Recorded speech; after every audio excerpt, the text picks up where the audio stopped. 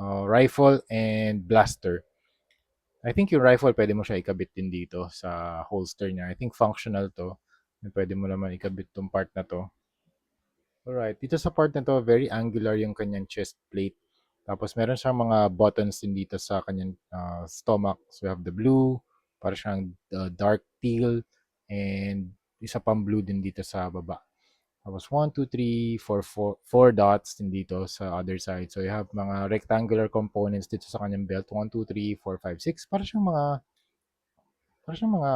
tawag doon, holster, ay pouches pala. Para siyang mga pouches. Modern na pouch design. 1, 2, 3, 4, 5, 6. Tapos maliit lang yung kanyang buckle. And you have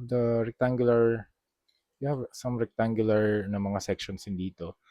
And itong part na to, yung parang cylindrical na component, natatanggal siya. Kaya pwede mo ikabit dito sa likod ng belt. Protection sa butt and sa crotch. Tapos hip guards, leg guards, and shin guards. Tapos may knee guards din. Dito parang meron siyang, yun nga, mga rectangular segments. And then ito yung leg armor. Tapos you have the boot design. Very nice, very clean, very, teka, parang may yellow tint lang tong part na to. Somewhere here sa helmet. Pero ito, white. Everything is white. Ganda ng contrast.